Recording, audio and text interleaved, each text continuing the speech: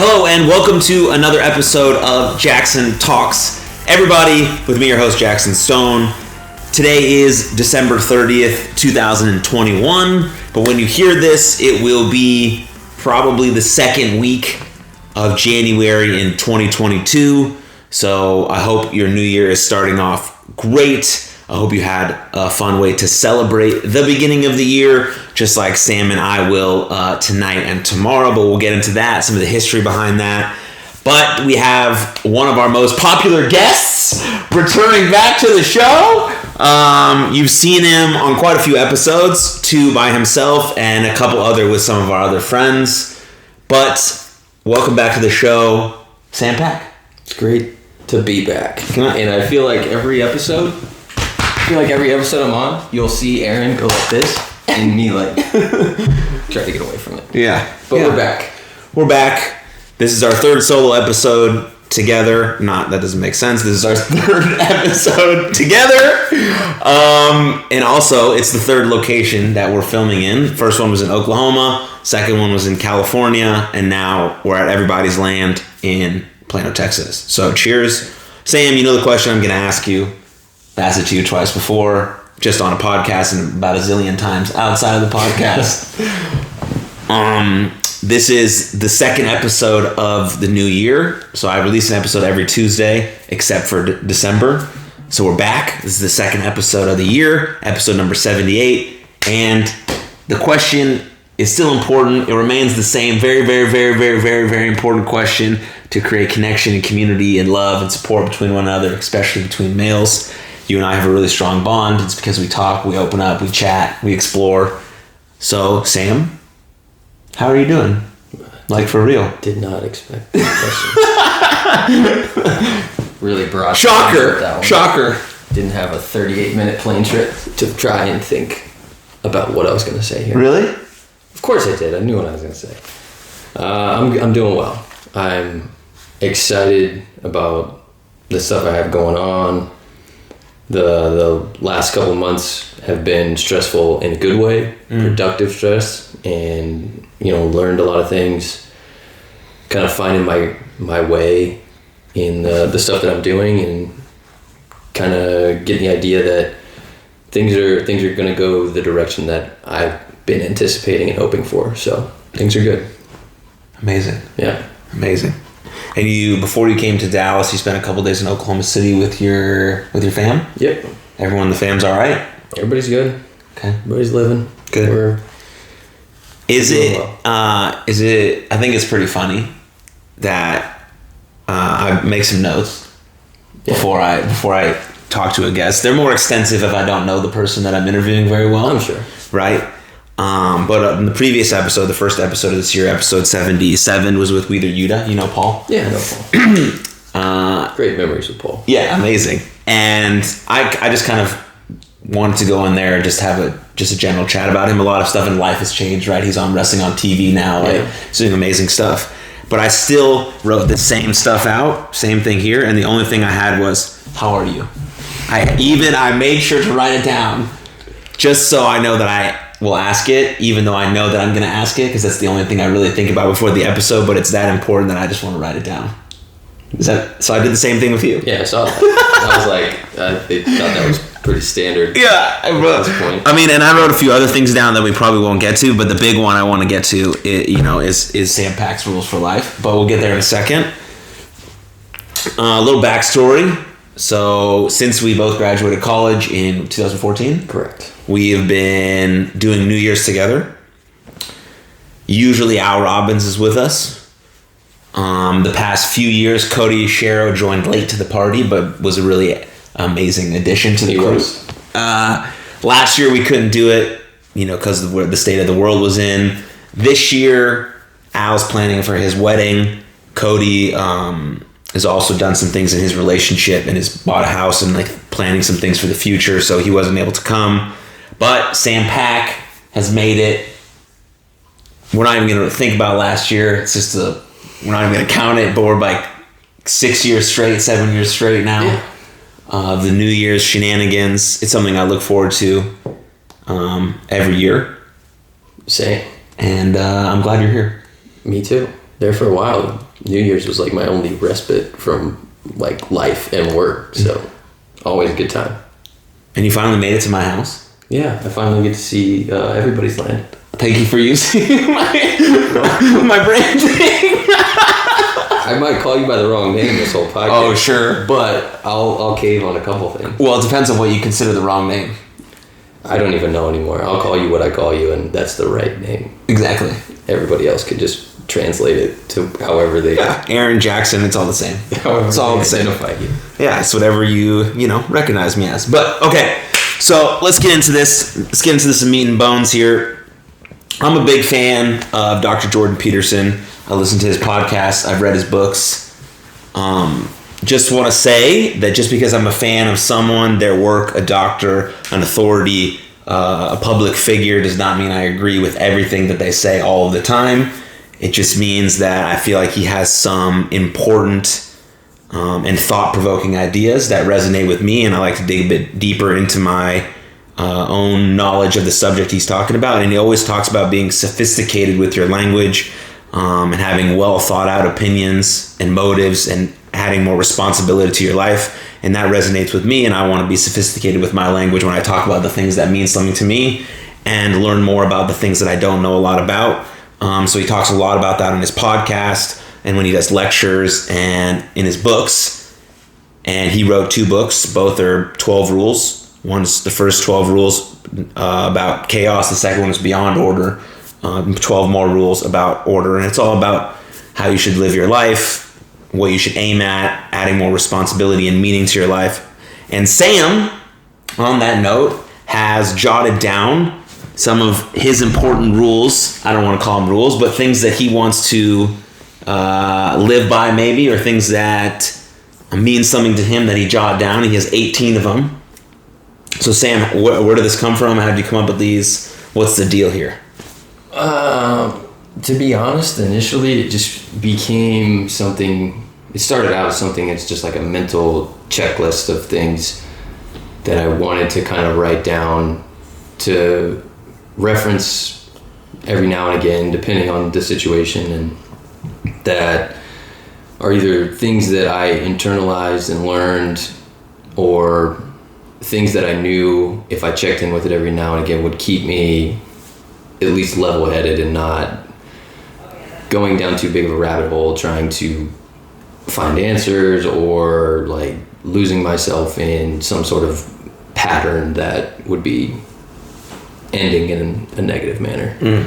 Yeah, not so much rules, just kind of like waypoints, things that I think about, and they are all written as me talking to me. Right. So some of the things I had like heard somewhere, and then I just languaged it in a way that it would hit me in the way that I needed it to. Exactly.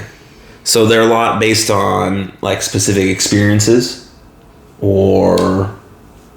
I would say most of them, yeah. Some of them are like things I heard that I was like, yeah, that's a good way to think about it. Or specific experiences that I drew something out of that I then verbiaged into a short little 1-sentence blurb. Into specific language that means something to you. Yeah. And if someone else read it, they might think... They might read it a very different way. Exactly. They might think, wow, this guy is not a fan of himself. Yeah, I read all 18 of these, and I understand what most of them mean and what most of them are trying to say. I would not phrase them in the same way that you phrase them. No, I wouldn't imagine. But they're not... I don't look at those every day as a guidepost to figure some things out that I might be dealing with. So they resonate with you in that way, and that's what it's supposed to be. So we're going to go through a few of these. Okay. Sam's going to say what they are, and then I'll maybe change the wording of it to what I think it means, and then Sam also can explain what it is. And maybe some of these rules, we're going to go through 7, I think, 6 or 7 of the 18. Maybe some of these mental checkpoints resonate with you or hit you in your life right now, and you can dig a little bit deeper on what it means to you and a phrasing that you would use as a reference point for these things. But that's what we're going to do. Episode 78. Let's rock and roll. All right, so number 3. It is far better for people to think you're stupid than to open your mouth and remove all doubt. That is something my parents have said to me forever. And what I kind of garnered from it was like, it's not bad to not know something. Not at all. But pretending to know is going to make you, you're going to show your ass. They are going to know immediately that you're faking it. So it's okay to be quiet, sit back, learn, and process, and then have an interjection where you have a question or an additional comment. Because sometimes it is good if you're dealing with like a situation or you're trying to do something at work. Sometimes it's good to bring the person who doesn't know anything about it in, because they have ignorance of it. They're not set and like indoctrinated into the same thing in the same way, so they have an outsider's perspective. Right. But you should know your place going in. Like, if you don't know, don't pretend to know. Because if you're in a room full of experts, they are immediately going to identify you as like, you don't know what you're talking about. Everything you say from then on out is completely negated. Even if it could have been something of substance. Yeah. Yeah, I think that's exactly what I talked about at the start, being sophisticated with your language. Like, if you are well thought out, you can read and write, then you have a chance at verbalizing what you think to be true better than if you don't. Yeah. But if you literally have no idea on the subject, then it's fine to be like, I say I don't know all of the time. Yeah. Dude, I don't know what you're talking about. Can you please explain that? Sure. Or I'll go on YouTube. And that's totally cool. But people seem to have a hard time with that for some reason. Like, not knowing something makes them less than, when really asking a question to learn more about it makes you seem more into the conversation. And I think people will respect that more, because you're like actively listening and caring about what they say, and you're like, well, I don't really understand what you're saying, but I see that you're passionate about it. Can you explain more to me? Yeah. And we've all done this at one point. We've talked about something we don't really have a good understanding of. For sure. And the whole time you're talking, you're just like, you're not saying what you actually think. You're trying to say what you think they'll nod to. And so you're like talking and like gauging reactions and be like, am I going to get follow-up questions, or do I need to keep talking to try and steer this thing back to where I'll just get a nod?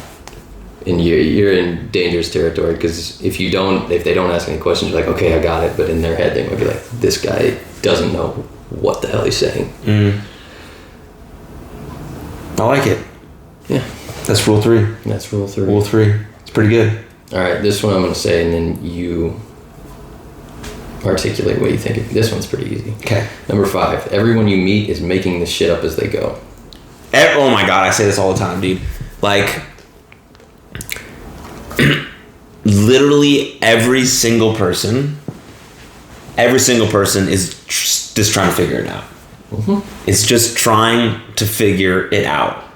They might have a few things really sorted out, maybe, but there's still a lot of shit that they don't have figured out. And even the stuff that they may be deemed an expert or authority on, there's still more stuff on that they don't know, they're still trying to figure out. Right? I mean, it's like, but the problem with this is, where this comes from, I think, is, I mean, it was obviously something that people thought about way before like social media came about. Yeah. But we look at our social media feeds, right? And they're like these perfect feeds. Everything is perfect. You have all these coaches and people on there like telling people what to do and giving advice, and everyone thinks that those people have just got it all sorted. They got it all sorted. They don't have it sorted. Coaches need coaches. Trainers need trainers. Right? And so no one really has it figured out. And I think that's an important lesson, because basically everyone, at least this is what I believe to be true, maybe it's not obvious to you, is that everyone is a living masterpiece, but also a work in progress at the same time. Yeah. I mean, it's plain and simple. Like, I'm a person with a body, and I can move around the world and make choices, and of course there's consequences to those choices, but I make them anyways, because that's where I want to aim towards. But also, I don't know shit about fuck at the same time. Yeah. There's maybe a few subjects that I have a little bit of knowledge around that I can talk about, or coach about, or teach about, or present about, but I'm still just an amateur at everything. At everything. Why do you think LeBron James still takes 100 jump shots every day? Still trying to figure it out. Why do you think the person with like 2 PhDs who's a doctor who did like 1,700 brain surgeries is still trying to learn new techniques? Because he's still trying to figure it out. Not to say he's not an expert and he can crush this brain surgery and take it out and put it back in, all that stuff. But he's still learning, maybe from someone else, right? And so I think that's such an important guide for life. Agreed. That's why I wrote it down. I think it's so important because real competition is with who we were the day before. Yep. Not with somebody else's. And we tend to like get jealous of people who seem to be doing better in life, but we also forget that we don't know the burdens that they carry either. Mm-hmm. And there's a dark side to literally every path in life. Like there's a dark side to positive emotion. There's obviously a dark side to negative emotion. There's a dark side to becoming an elite athlete. There's a dark side to becoming the best in the world at anything. Are you willing to, what price are you willing to pay for that if you're like looking at someone's life, And so everyone's trying to figure it out day by day, hour by hour, minute by minute. Life is too unpredictable to have things figured out. Yeah. But we just try our best. This one, for me at least, was written as, at a time, I was kind of setting unrealistic expectations for myself. And I'm like, why is this, why don't I have this figured out? Why is this going on? Why can't I get this done? Why is this all catching up to me? All this. And so, like, because exactly that, but like, other outside perspectives of other people's lives makes it look like everything's good. Mm-hmm. But at the same time, like, okay, if I'm going through this, and I know a bunch of people going through different things, and they're trying to figure life out, I'm like, fucking nobody's got it figured out. Mm-hmm. We're all making this shit up. As we go. Yeah. Like, and I hear people talk about it all the time, like, when they talk about older generations, like, man, at my age, my mom had 2 kids, and I can't imagine having kids right now. I'm like, they weren't prepared either. They just figured it out. They did it, and they tried their best. Yeah. And they really tried their best. Yep. And that's what everyone's doing. If you just what's made my life like 10 times better? Send it. Just assuming off the bat with no preconceptualized judgment of them that everyone is doing the best they can. Whatever that looks like. That has made my life better. 10 times, 100 times. Just assuming that off the rip. It's a very positive mental outlook. Because, yeah, of course it is. Yeah. Right? But... on brand. Yeah. Thanks. Cheers. But, yeah, I heard Brene Brown talk about it on her podcast, and it meant a lot to me. But, so, I think that's a good one. It's super important. Super important. Man, yeah. All right, next one. We're on a roll. Okay. That was number 5. We're going to circle back to number 7. Okay. Because I know that's one you want to dive into. Okay. Number 9. Don't set yourself on fire to keep other people warm. This one is probably challenging for you to understand how I wrote it and read it. Yeah, I want to know what it is to you. Because to me, it means a lot of things. I am interested to hear what you, knowing me, what you think that means to me. I don't know. You said it means a lot of things. So to me. Okay. When I hear you read it. What does it mean to you? Well. Because this is one of those that I knew when you started reading them that you would read differently than I do. It means to me. It mostly means a lot to me with basically what I've been on or doing the last couple of years. Yeah. I get a lot of messages. This is a weird thing to say, so I don't like saying that I get a lot of messages. It sounds odd. But whether it's like Twitter, Instagram, whatever, it doesn't matter, text, of people like really struggling. Yeah. Right? A lot of the messages are really like intense. Really intense. Sure. And I haven't figured it out one bit, not even close, to how to manage it, what to do about it. I try to respond to every person, but I'm like one person. It gets very heavy and exhausting. And so that's what that means to me. It's like I can't be everything to everyone all the time, every day. Yeah. And that's hard for me because I have a deep fear of someone messaging me on some sort of platform and I don't read it because it's like 3:30 in the morning and I'm sleeping, and I wake up at 8 and that was the last message they ever sent to anyone ever. And most of these people I've never met in person. So that's also very scary. Yeah. Because they have no one else to turn to except a guy on social media who's talking about these things openly and honestly, and they're like, I want to reach out to him. Which for one is awesome, thank you. But also too, it's really sad. It's really sad that they feel like they don't have anyone to turn to in their actual life that could be there for them in the instant that they need them. And so that's my biggest fear. So then am I like, what? I don't know what to do. And so it's like, how much am I giving of myself while also trying to give to me, because I'm also still trying to figure out my own life. I'm still grieving. You know, my parents and I are still kind of fucked, right? It's a hard situation. Yeah. You know, still, like it feels brand new that I've lost my sister. You know, it's been 3 years. So that's what that statement means to me. And I have no idea if I'll ever sort out a balance or not, or if I'll ever find a way to deal with it. Maybe if I hire like a team or have some, you know, employees for You Are Loved or whatever the case may be, but then they're carrying that burden, and I know that burden, and I don't want them to have that either, because they're going home and feeling the same way that I was feeling, because obviously mental health and this kind of work means something to them, is why they want to work for me and my company. And so all of this is like a continual thought process that I have of like, basically what do I do, which leads us back into the previous point of just trying to figure it out. And I have not even close come to figure it out. Yeah. So this is an interesting one, because that's what it means to me. You and I both have a similar outlook on things in this regard. We both try to carry everybody's weight. Mm. If I know you know me. If I can help, I'm fucking helping. Right. There is an extreme to that where you start to drown yourself carrying everybody else's load. Mm-hmm. And I got to that point at one time. I was trying to be everything for fucking everybody, and carrying all of everybody's stuff starts to wear at you.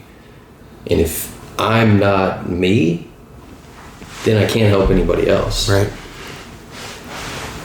You obviously are having different life experiences going on now, where people are asking you very personal, or like divulging very personal stuff and trying to get your opinion on it.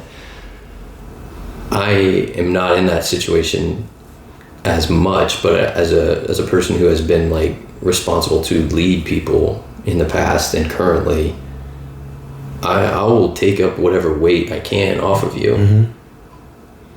But at the same time, people can take advantage of that too. Right.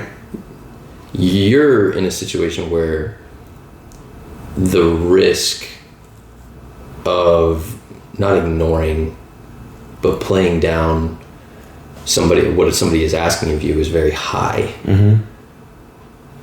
My situation, not so much, but, you know, I'm going to help to the best of my ability, but at a certain point, if I'm feeling like you're kind of taking advantage of it, and that's what like the setting myself on fire to keep you warm. Yeah. It's like just to keep somebody warm. Like, it's not for survival. It's just they're trying to light you on fire just so they can be comfortable. Mm-hmm. Whereas sometimes you need that kind of little bit of struggle to get through something. Right. They're trying to make their life marginally better with just something small, rather than, hey, this is a major thing, it's very important, and I need I need help with it, I got you. I will fucking help you carry that thing to the end of the world. But if it's like, hey, I just need you to pick up my bag and carry it to the door, that kind of stuff, I am making this huge sacrifice for your marginal benefit. Does that make more sense? I understand what you mean. Talked onto it. Yeah. But that's so interesting, right? Because that one little phrase, it's like 6 words, right? Yeah. Like can mean so much, but so different to 2 people. And that goes on to my one of my previous points of, if you're engaging with some information, you have to figure out and sort out what it means to you. It's like, especially when you're scrolling through social media, most of these things or content are generalized. Yeah. So they can reach the largest amount of people, which is awesome that experts and doctors and all these people are putting out free information. But then you have to take that information and sort it out with your own life. Yeah. And then apply it. And constantly apply it. Not apply it for one day, but like constantly. For 63 days. Try it. And then go back to the drawing board. And that's how you start to figure it out. Because we're constantly trying to figure it out. It's brilliant, man. Yeah. I gotta show you like a little book over here that I got from Dr. Caroline Leaf. I went to her conference. She's just a really brilliant woman. But I went to her conference like 2 weeks ago in Dallas, and she has like this little book, 101 Ways to Be Less Stressed. It's like a tiny book. Each is like a very small snippet of like a one way. Here's a brief explanation. We're gonna do it with your book, with your rules. Okay. It's gonna be 18 rules from Sam Pack. You might have to change some of the language in here. Nope. No? I'm fine with it. I wrote it this way. Yeah, we might have to. Because I knew how I needed to hear it. Exactly. Okay. And some of them are kind of humorous, and I have to write them in the vein of being kind of funny. All right, on to the next. That was number 9. Number 10. The dumbest person you know still knows something you do not. Yep. That one's pretty self-explanatory. That is it. I mean, that's it. Like every single person you meet, no matter how you view them, knows something that you don't know. Yeah. 100%. But yeah, so that's it. That's all there is to it. Like, that's why you should treat everyone with the same value. Absolutely. That's the big part of it. Because you heard probably as a kid, or you see like memes about it now, where it's like a mom walking her daughter or son past like the garbage man and be like, you gotta go to school, otherwise you're gonna end up like that. It's like, what? And then the memes nowadays are like, that guy is making government's pay, is completely taken care of, making over $50,000 a year. Maybe he likes his job. Yeah. Like, maybe that's what he wants to do. Yeah. Maybe that job works best for his family situation. And it's safe, yeah. Maybe his wife is working another job and he needs to be home at a certain time so she can do her job, or maybe that. Like, you don't fucking know what's going on. Yeah. And to assume that that's a bad job, that you failed at life because you're a garbage man, is horrible. Yeah. It's horrible. And that guy probably has a lot of insight, and maybe he really cares about the environment, and that's why he's doing it. Who knows? Yeah. But he absolutely 100% knows something that mom with that child doesn't know. For sure. And he knows what everybody on that street throws away. Which is very valuable information. Very valuable. No, I think that holds true, yeah. I mean, that's a very self-explanatory statement. But yeah, in the place I've always thought about this is like when I'm driving by homeless people, and my thought is, man, it's terrible. But at the same time, like, if in an alternate reality society collapses and we've all got to survive like that, that guy's a fucking expert now. Sure is. But yeah, he is. And then everybody's clamoring to get his knowledge, whereas people wouldn't talk to him on a day-to-day basis. Yeah, people can't even make eye contact with those folks. You know, they're still human beings who hold value. They just have had a rough break. Yeah. And a few things have caused them to be a bit dispossessed, and our society kind of doesn't really care about that when it happens to you, and that's where they're at, you know? Every time I see someone who's homeless, it's like a soul crusher. I'm like, fuck.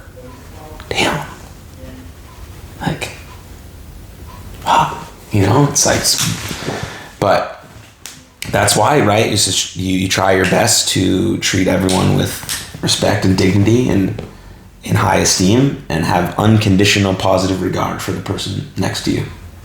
And with those set of values in your mind before you go into a conversation or a meeting or anywhere you're at, you're gonna be much better off than anything else, at least in my estimation. Yeah. All right, what do we got next? What was that number? That was 10. 10. Number 14. Death isn't bad. Just avoid gradual dying. Yep. Thoughts? I mean, death is inevitable. Yep. Every single person you love, yourself, gonna die. Yep.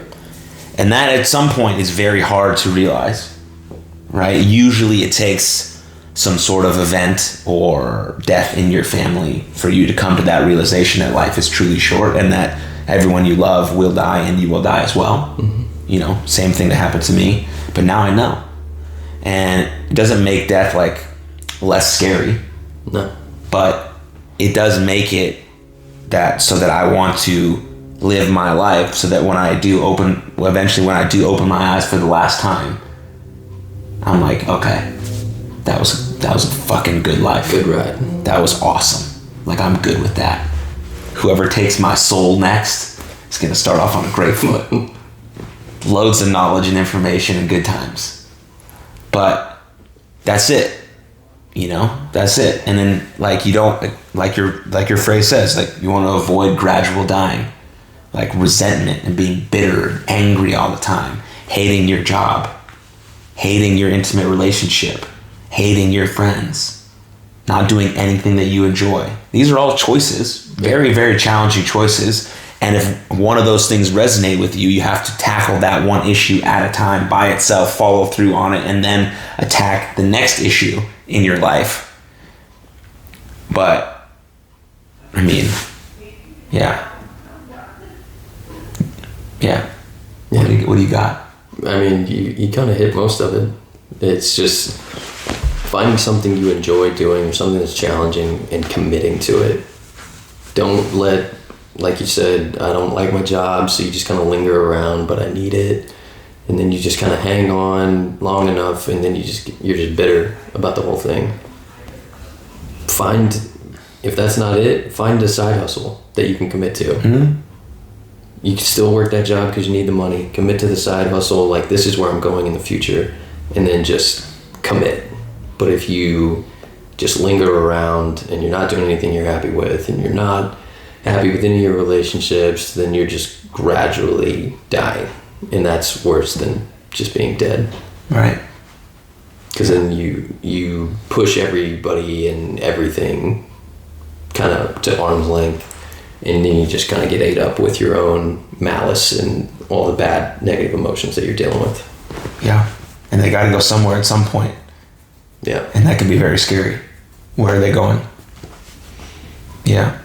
Well, I thought about something when you were talking. Good to know you were listening. I was listening, but it's obviously sparked a thought. Now I can't think of it because you were saying something that I wanted to listen to. Think about it. This is where the ad pops in. We don't have any ads or sponsors, so if you'd like to sponsor this show, contact us now. But, oh man, what was it? Okay. Oh, it's like, it's basically trying to decide what the cost of action is and the cost of inaction. Like, what would you rather be? Okay, yes, you hate your job.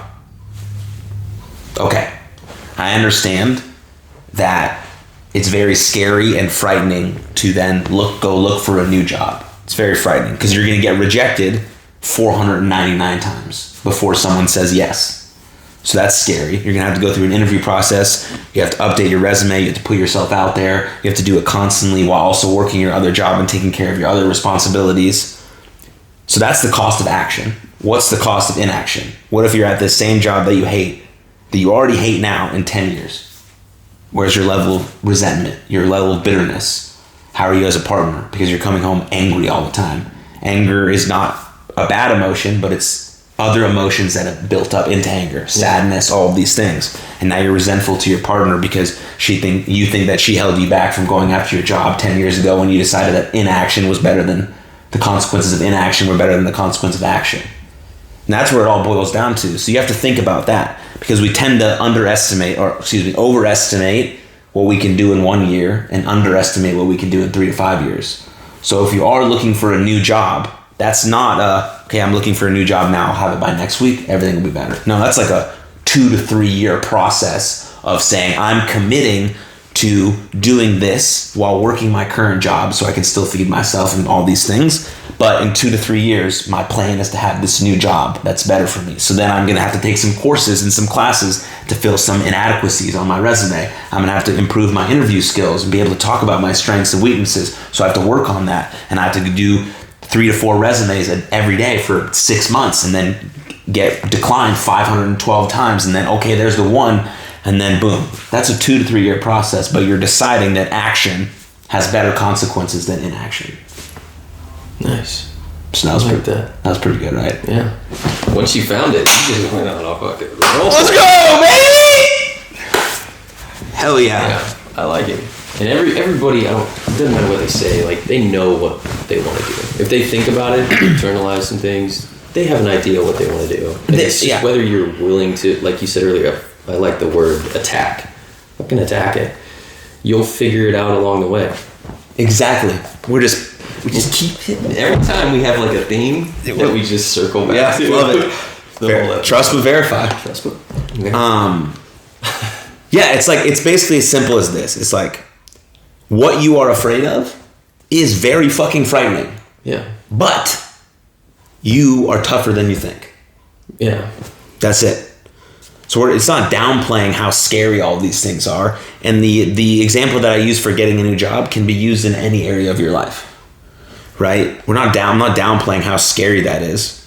But it's not that you become less scared when you start going after attacking these things. You just become more brave. And there's a big difference. Yeah. Being less scared and more brave. I'm scared of a lot of things, as you know. Yeah. But I'm voluntarily trying to expose myself in a safe environment to these things that I'm afraid of or trying to avoid to make myself more brave. Not that I'm just like this macho. I'm scared of a lot of shit. Yeah, you are. like a lot of irrational things. Yeah, of course. But I'm trying to make myself more brave. And that's the course of, okay, what's the consequence again of inaction or action? Because we feel like consequence is always negative. It's not. There's tons of consequences to positive action. For sure. Positive emotion or moving forward or aiming towards something. Right? Really, when that happens, you might, if you're aiming towards something that's bigger and better in your life, you might lose some people along the way. Yeah. Because they feel like you're judging them for the ideal that you're trying to aim for because they haven't reached for that in their own life. And so there's a lot of things that are going to happen along the way when you do have these things that you're aiming at or going for as a consequence of those actions, whether it is positive or negative. So we have to think about that full scope when we're going to attack these things. And it's always about doing one thing at a time and following through with that all the way through until it is completely knocked out, and then you move on to the next thing. And it's also about understanding completely where you're at in your life. You have to take an extraordinarily honest look about where you are in your life and reduce the level of your increase to that where you are. Because if you're like 312 pounds overweight and your goal is to lose 60 pounds a month, you can't do that. Yeah. Because you have not taken it on. That's also very unhealthy and like really, really bad for you. But that's in a very extreme example. But if you take an extremely honest look at where you are in your life, and then you have to be able to implement these things in your life where they're actually attainable. So you have to reduce them to such a small amount that might seem embarrassing because it's such a small amount, like clean your fucking room. Yeah.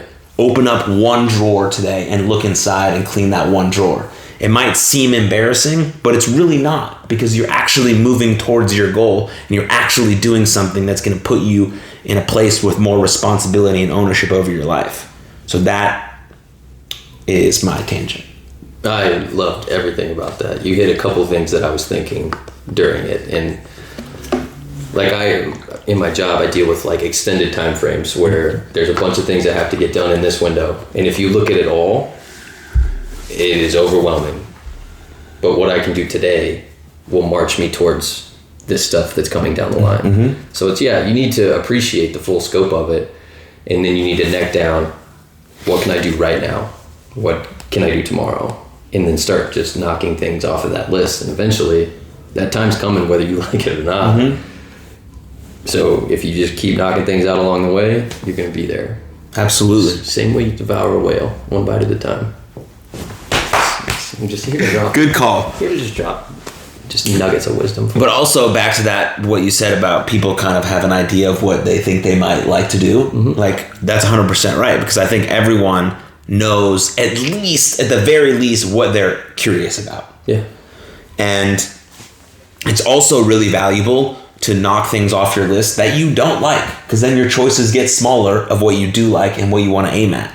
So that's why you have to go out and do shit and be curious about stuff and explore things and make a list of things that you might like and where do those things intersect and how do they cross over. Okay, there's two things that cross over. That could be something that I do on the weekends for fun that I enjoy, or this could potentially be a job. Not your purpose doesn't always have to be your job. It's just something that brings meaning into your life that you can do regularly that brings you fulfillment outside of whatever other responsibilities that you have. So curiosity is a huge tool. You got to explore that. Yeah. Another thing I wanted to talk about. You talked about being concerned about losing people along the way. I don't know if it's just my mentality or just the people that I've associated myself with. That has never been a concern of mine. Like ancillary details, like being able to focus in on exactly what I'm doing, exactly what I'm trying to do, exactly where I'm trying to go. The people who really care about you will allow you to do that. Absolutely. It will allow you to grow and develop. You might spend less time with them. Sure. Some people are going to get off on the off ramp. But I mean, that's part of life. Like, we're not, imagine if you just potted up with the people you met when you were in high school. Forever. And that's the only people you rode with. Even like, I had great friends back in high school. We don't really talk as much. We've grown, we've gone different directions. Some people have kids and wives and stuff like that. And we'll catch up every now and again, but like they just exited. I kept going on my thing. So I would not be concerned about that. The people who are in your life and invested, they are going to allow you to grow. And if they don't, then it's time to move on. Mm-hmm. Absolutely. No additions to that. Nice. All right. Finally, I got the last word on something. Sorry. You're fine. I'm just messing with you. I think there's one or two more. We got to circle back to one. Number 18 is don't apologize unless you mean it. Super self-explanatory. Yep. The only real apology is change behavior. I think so many people just want to hear the words. Because there's been so many people who have just taken an apology from me at face value. And then I thought about it, I'm like, I'm not sorry. Mm-hmm. And it could have been a miscommunication, it could have been something that I did, it could have been something that they perceived that I did. Mm-hmm. I did something, they misunderstood what I was intending to do or trying to do, and then they just wanted to hear the words. And it's like, no, like I made a decision that was good for me. I'm not sorry, so I'm not just gonna say I'm sorry to make you feel better. And that has been like a real growing point for me, is like, stop just telling people what they want to hear. Mm-hmm. Because I mean, I feel like I have a good enough sense of people. Like, I generally know what they want to hear, and just turning that off. And then just like, I'm just going to tell it how it is, which is kind of how I was raised. I've always been able to walk in both worlds, but shutting that part off, it's like, all right, you're going to get exactly what I think unless you tell me beforehand, because some people just need like you to tell them how it is just to make them feel better. Right. Well, at some point, it just depends on the situation. And I'll tell them, I was like, do you want the truth or do you want me to make you feel better? Yeah. But I'm sorry will never be one of those things that I will differentiate again. You're gonna get the honest truth. I'm not sorry. Sorry about you. Fair enough. That's fair. Like, yeah. Sometimes you need to, like, if someone's feeling a certain way over something that they perceive that you said, or that's how they took it, that's how they understood it, yeah, I think it's really important to validate that they feel that way. And you can see maybe where their point of view is coming from, but that's not where an apology is necessary. That's just where dialogue and conversation about the incident or words that you said happens. Yeah. Like, I understand what you mean. That makes sense to me. That's not how I intended it. Let's work on something different for the next time we get into this similar situation. Yeah. Apology is when you do harm to another person, hopefully when you didn't intend to, and you sincerely apologize by changing your behavior. Not just saying the words, but letting the words and the actions line up so that the apology has substance and meaning, and the next time that you do an apology to that person again, they actually believe you because you backed it up the first time you said it. Yeah, I want it to mean something, because when you start trying to parse through, like, no, I don't really mean it, then you start getting into the, I'm sorry you feel that way. Right, that's not an apology. That's not an apology. No. That's just me saying I'm sorry and hoping you hear I'm sorry so we can end this, but I'm really saying you're the one who's messed up here. You heard it the wrong way, or you misunderstood. Yeah, that's a different type of thing. That's different type of conversation. That's just two people sitting down and hashing out, what's going on. Yeah. Open dialogue about that. Apology is exactly what I just said, right? But that's super important, especially if you're going to make a long-term relationship work, whether it's a long-term friendship or a long-term intimate relationship work. Yeah. If you can't sincerely apologize for the things that you do wrong, it's never going to work. Yeah. And then work on changing your behavior, because you're getting immediate feedback from your person, friend or partner. This behavior makes me feel this way. I don't like when you do this. It makes me shut off. It makes me resentful. It makes me bitter. Hopefully you're getting feedback. Hopefully, right? Hopefully you're at the stage where that kind of communication is still there. And so your behavior then should absolutely reflect that feedback in a sincere way with the apology and actually meaning it. So super important. Yep. Cool. This is our last one? This is the last one. Last one, and then we're probably not going to go into anything else because I like the way this episode is going. Yeah, I think it's going well. This is number 7, and I held this one off to the end because I know Aaron is curious, and I'm super curious to see what Aaron thinks this means. Stay out of your head. It ain't the best neighborhood these days.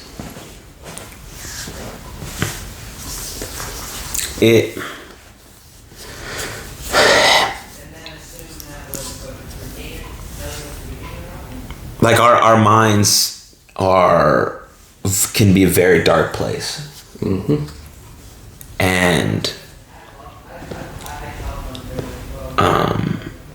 And so we want to be able to have some control over that, over our thoughts, over having some awareness over that. But there's also, that's like about being introspective about your mind. But people who are too introspective or too self-aware tend to only be in their heads all the time, every day, constantly. And so it's really about finding a balance about being introspective and extroceptive, I think is the word. Yeah.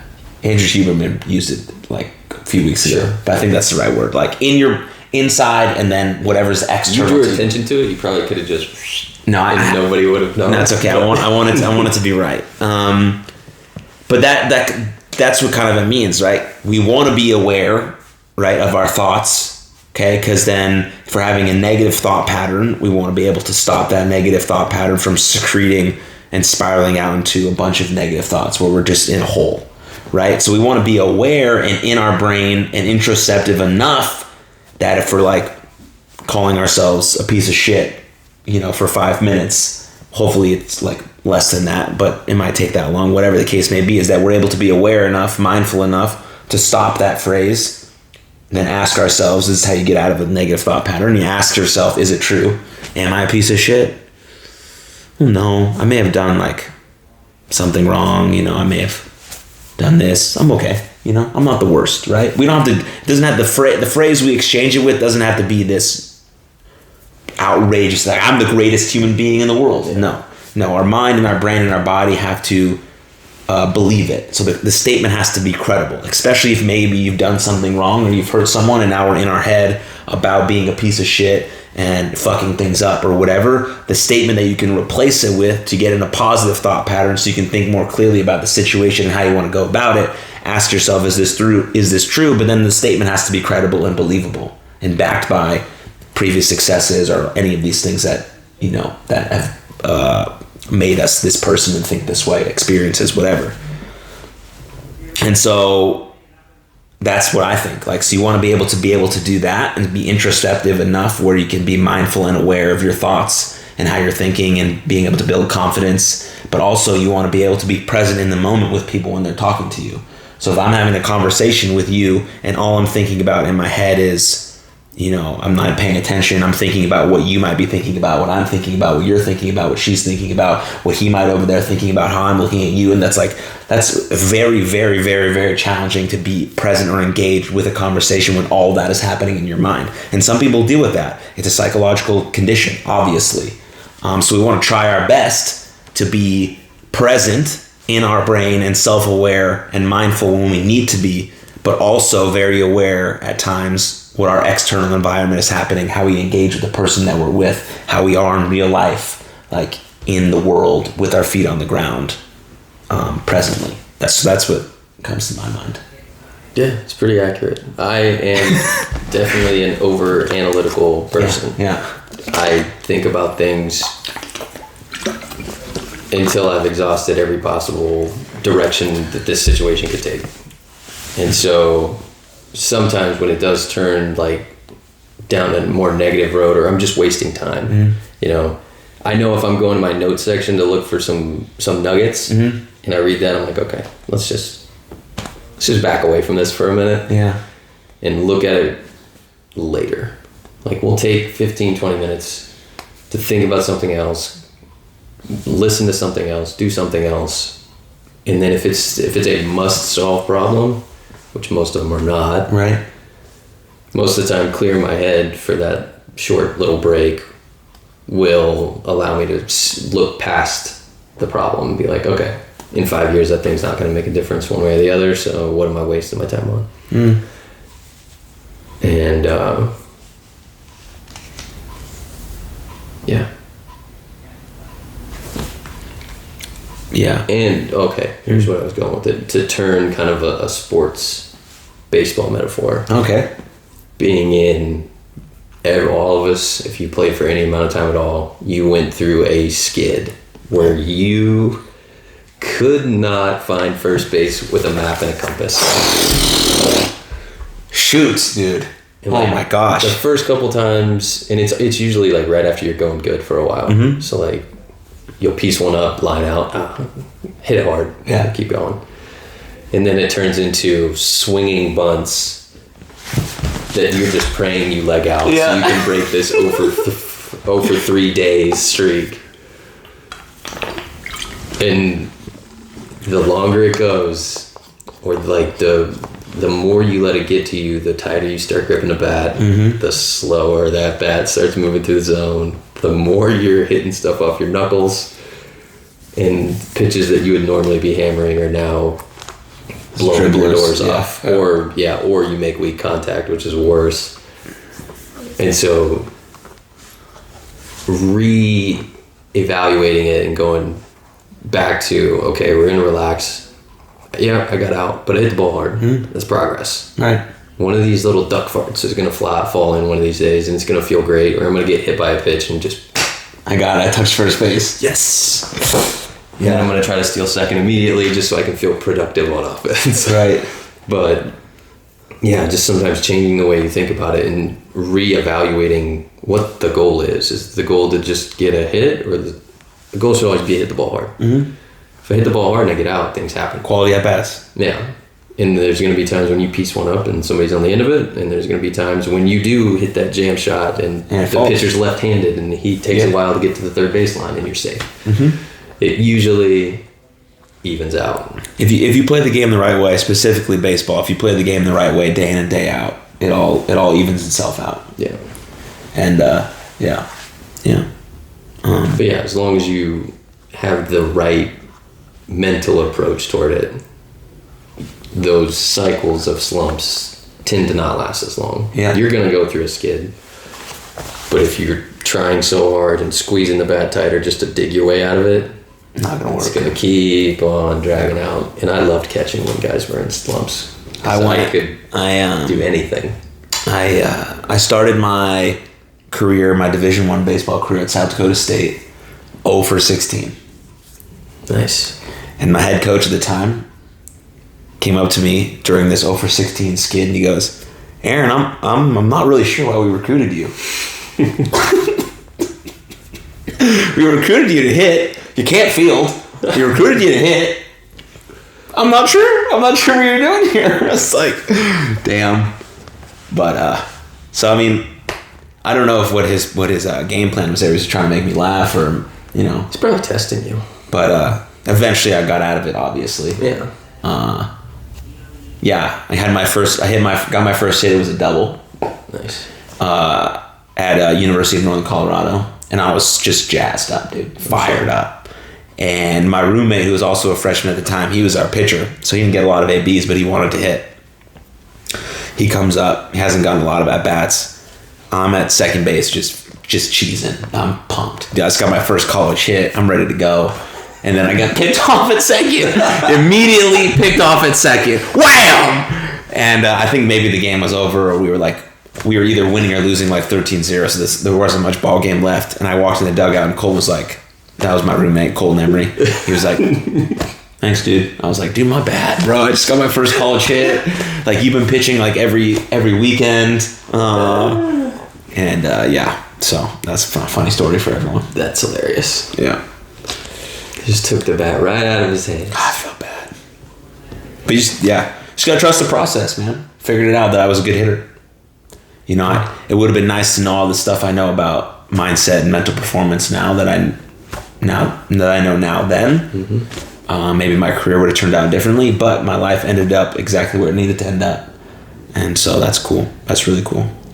But yeah, for you and I, and like anybody who gets done with the game and then goes into coaching, you become a better player when you're coaching. Mm-hmm. Because you got to sift through and like try to solve everybody's little hitch or their problems, and then you start talking to you have a great sense for how your body works because you've done it for so long. Uh-huh. And then you're trying to help somebody, especially younger kids or like high school, college age. They're still kind of figuring it out, and you got to try to kind of talk them into it, and then you realize, dude, all of this is up here. Mm-hmm. This whole game is between your ears. And how ready you are to make adjustment, how much you can actually feel what you're doing. Having feels wildly important.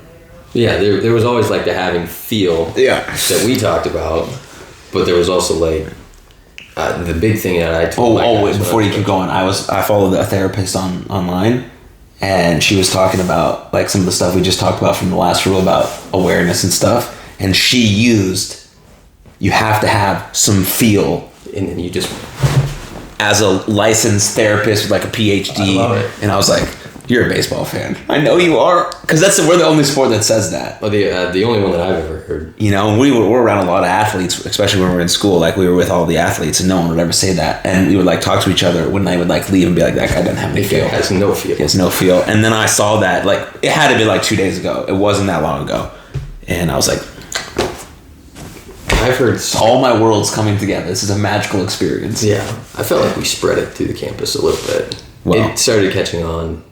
Yeah, slightly with other sports, but I don't think they ever knew how to use it. Yeah, everything that we did as a baseball team was basically traveled throughout the entire university. Yeah. Yeah, sure. I mean, there wasn't that many kids, but still 15,000 people. Yeah, we did. There was a lot of stuff that caught on. Yeah. I felt like I was the steward of feel, though. Yeah. I don't think I hadn't heard that in high school. Because I remember I got our boy Zach Holt I still hit him up every now and again, and he still talks about having a feel. Yeah? Yeah. He's got to have he's got to have a feel now. I think he has a kid. I don't remember. Shout out, Bolt. Yeah. If you watch this, I hope you're well. You probably will. Because you saw Sam on it. I'm sure you've listened to all the ones with Sam. I hope you're doing well. Yeah. I forgot where I was going before you. Yeah, I interrupted you because I wanted to say that thing about feel. Yeah, I got you. Got it? Yeah. The big thing that I would tell my guys was essentially like, you're in the box alone. Like, the coaching is over at that point. I can't help you hit. Yep. You have to feel, if you can make an adjustment in the at-bat, you're one of the better, wouldn't say one of the better college athletes, but mentally you are ahead. Absolutely. So if you can feel the little things that are going on in your swing when it's going wrong in practice and in game, you're going to be able to make that adjustment pitch to pitch rather than we talk in between innings and then you try to figure it out in the on-deck circle. Yeah, which is hard. Also, it's mostly going to happen like from in between series. Yeah.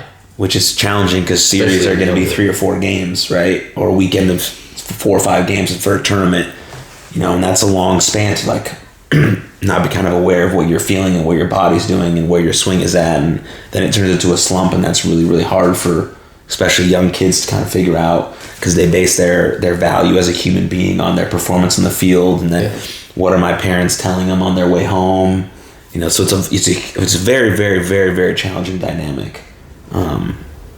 But yeah, baseball is a really good sport at showing kids that if you keep showing up day in and day out, every day you put in the effort, you have the right energy and the attitude, that you keep showing up, something good will eventually happen. Yeah. You might not be a major leaguer because that's 0.02% of people will do that from a Division I level. Now, even those numbers just get increasingly smaller, at that point. But you could make your varsity high school baseball team and start at second base for 2 years. Yeah. That's really cool. That's awesome, Or you could just love the game of baseball and then have a podcast about it and you talk about it for the next 30 years of your life with your buddies remotely via Zoom while you go to your job and do your kids, but you have this like 1 hour every week with your friend. Like, who knows what could come up, what could happen from you just keep showing up and learning to love the game. Yeah. Because if you're not around baseball constantly, you're not really going to fall in love with it. Yeah. Because from an outsider's view, it's like, why would I ever play baseball? If I'm good at it, I'm going to get out a lot. If I'm good at it, I'm going to strike out. If I'm good at it, I'm going to make errors. If I'm good at it, the game's not that exciting. I'm not in the field all the time. I don't get a hit every inning. Yeah. Right? I work with people who don't, not necessarily from a sports background, and if they are, it's rarely baseball. Mm-hmm. So I try to think of ways, like when we have meetings and stuff, if it comes up, to try and articulate why I love the sport. And for me anyway, it was the struggle of it. Uh-huh. It is going to go wrong way more than it goes right. Yeah. But those moments of everything coming together and finally lining up to where now I'm in this position with game-winning runs on base. I'm 0 for 4 with 4 punchies, but... Punchies are strikeouts, by the way. And I finally have an idea of how they're pitching me, and then because I'm paying attention to my previous at-bats, and finally get the double to right center and we win. There's no better feeling in the entire world. Everybody forgets those 4 strikeouts when you... Like that. Immediately. Like that. Yeah, it's a beautiful, magical sport. Yeah, it's the parallels that I've drawn to like adult life work in baseball are wild now. It's one of the most important lessons ever for learning how to just keep picking yourself back up. Yeah. That's it. That's all it is. Keep showing up. Keep showing up. That's a good way to end it, I think. I think so. You got anything to add? Questions, comments, concerns, funny stories, anecdotes? How are you? How am I?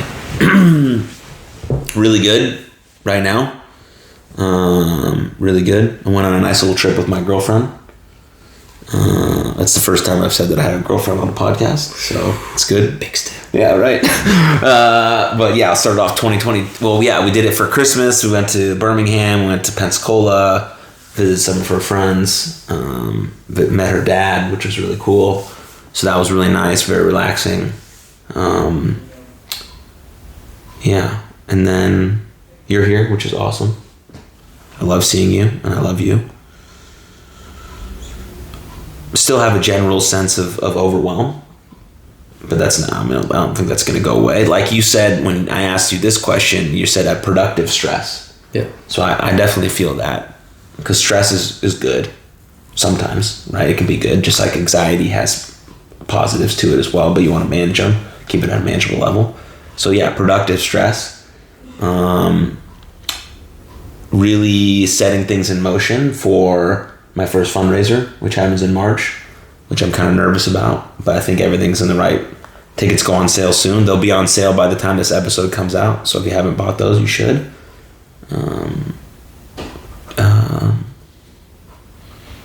Yeah. Nice. So that's it. Productive stress is good. Productive stress. I like that. You know you should be doing something. Yeah, you're on the right. You're heading toward the right trajectory. Yeah. You know? Yeah, and it amps you up a little bit, you know? Yeah. Lights a fire in your ass. Yeah. Thanks for asking. No problem, guy. That's it, though. That's it. That's all we got. Thank you for listening. I'm glad to be back doing these episodes every single Tuesday. Again, the first episode that I dropped of 2022 was last week, episode 77 with Wheeler Yuta. This one today with Sam Pack, third installment with Sam. Second, actually, episode with Utes. So a couple return guests, a couple big time names to start off the year. And then I'll be dropping a new episode every single Tuesday, YouTube, Spotify, Apple, JaxonTalksEverybody.com every Tuesday until December again of 2022, when I will take a 4-week break. But who knows where the podcast will be at that point. Hopefully we garner some more followers, more listeners, bigger community. Thank you guys for watching. Appreciate the support. Take good care of yourselves, and Happy New Year.